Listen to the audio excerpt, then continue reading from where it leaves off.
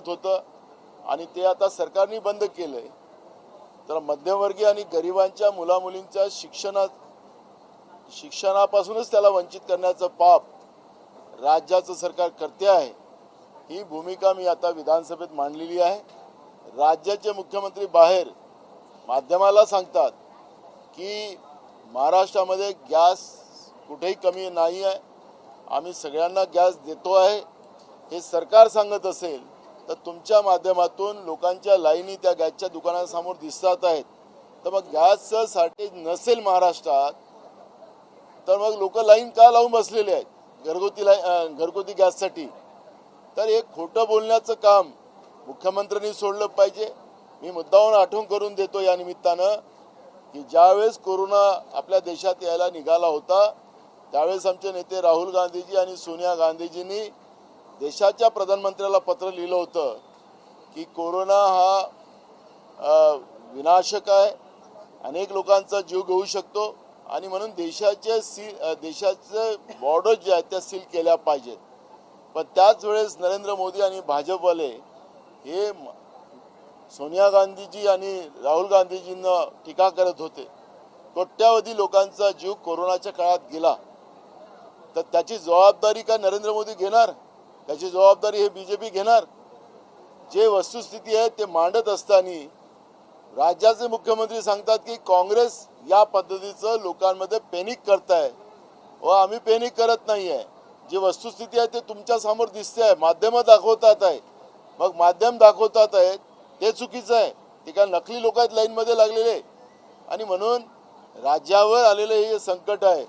आज Iran, Israel आणि अमेरिकेचं जे युद्धाला 17वा दिवस आहे आणि 17 दिवसापासून देशामध्ये जी काही परिस्थिती आता निर्माण झाली, खायच्या तेलापासून तर सगळ्या गोष्टी महाग झाल्यात, गॅस मिळत नाही, महागाई वाढली आणि सरकार हे सगळं पाप लपवण्यामध्ये लागलेलं आहे, अशी परिस्थिती आहे। आणि म्हणून आज विधानसभेत हा प्रश्न उपस्थित केला। विधानसभेच्या तालिकाच्या अध्यक्षांनी सांगितलं की संध्याकाळपर्यंत राज्य सरकारने याचं निवेदन सभागृहात द्यावं, अशा पद्धतीच्या सूचना विधानसभेच्या अध्यक्षांनी माझ्या प्रश्नावर त्या ठिकाणी दिलेल्या आहेत। बोलवलंच पाहिजे। अशा संकटकाली काळामध्ये राज्य सरकार असो की केंद्र सरकार असो, अशा संकटकालीन परिस्थितीमध्ये सगळ्याच पक्षाच्या प्रमुख नेत्यांना बोलवून सरकारने मीटिंग घेतली पाहिजे। पण सरकार लोकांना लुटायसाठी बसलेलं आहे, मोठ्या प्रमाणात ब्लॅक मार्केटिंग चालू झालेलं आहे आणि एकीकडे गॅस मिळत नाही, सरकार सांगते गॅस मिळत आहे, सरकारच गॅसवर आहे, अशी परिस्थिती आता निर्माण झालेली आहे। आणि म्हणून सुप्रियाताईंनी जे काही भूमिका मांडली त्याचं आम्ही समर्थन करतो। अशा वेळेस सरकारने सर्वपक्षीय मीटिंग बोलवून या आलेल्या संकटाला कसं मात करता येईल ही भूमिका मांडली गेली पाहिजे। पण सरकार कोरोनासारखं वागत आहे आणि कोरोनामध्ये ज्या पद्धतीचे लोकांचे जीव गेलेत त्याला जबाबदारच नरेंद्र मोदी आणि भाजप आहे असं मी म्हणेन।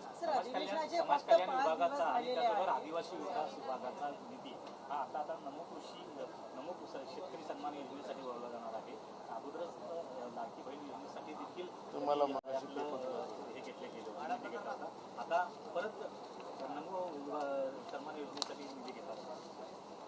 बघा, या राज्य सरकारमध्ये जे घटनात्मक अधिकार आणि ज्या आदिवासी जनतेसाठी दिलेले आहेत आणि शेड्यूल कास्ट लोकांसाठी दिलेले आहेत त्याच्यासाठी सरकार कोणाचे असो त्याने निधी उपलब्ध करून त्यांच्या व्यक्तिगत जीवनाला आर्थिक मजबूत करण्यासाठी, शैक्षणिक मजबूत करण्यासाठी, सामाजिक मजबूत करण्यासाठी तो निधी त्यांच्यावरच खर्च केला पाहिजे।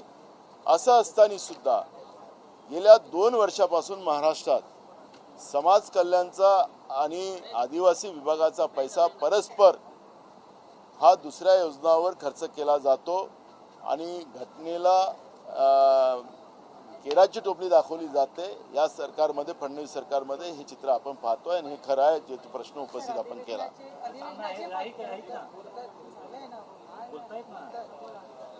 त्याचप्रमाणे राज्यात घोटाळ्याचं मोठ्या पद्धतीचं सत्र सुरू झालेलं आहे।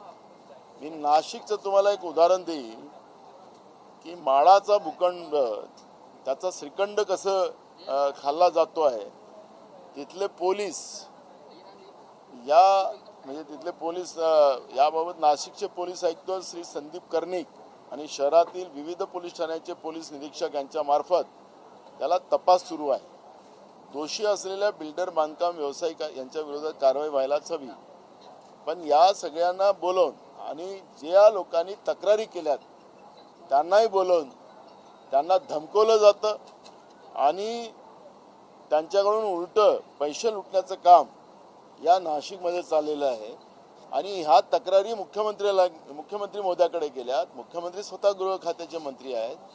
पण मला असं वाटतं की महाराष्ट्रामध्ये पोलीस प्रशासन आणि या नगरविकास असेल गृहनिर्माण असेल या विभागातल्या अधिकाऱ्यांना मुख्यमंत्र्यांनीच मुभा दिलेली आहे का जनतेला लुटायची. या पद्धतीची परिस्थिती आता सगळीकडे निर्माण झालेली आहे. आणि म्हणून एक नाशिकचं उदाहरण आपल्याला मी या ठिकाणी देतो की तपास कामी नाशिक पोलिसांचं लक्ष्मी दर्शन अशा पद्धतीचं त्या ठिकाणी लोकल पेपरलाही बातम्या यायला लागलेल्या आहेत. अधिवेशनाचे फक्त 5 दिवस राहिलेले आहेत. ज्या पद्धतीने ते सिलेंडरचा जो प्रकार सुरू आहे तर या 5 दिवसामध्ये हे तोडगे सुटते. आज अध्यक्ष जे तालिकेवर आहेत त्यांनी सूचना दिलेली आहे की सरकारने संध्याकाळपर्यंत आज सभागृहामध्ये निवेदन केलं पाहिजे, वस्तुस्थिती मांडली पाहिजे. त्याच्यामुळे आज सरकार काय मांडतं, काय भूमिका मांडते ते आता आमचं लक्ष त्याच्याकडे लागेल. ओके. एक मिनिट खाली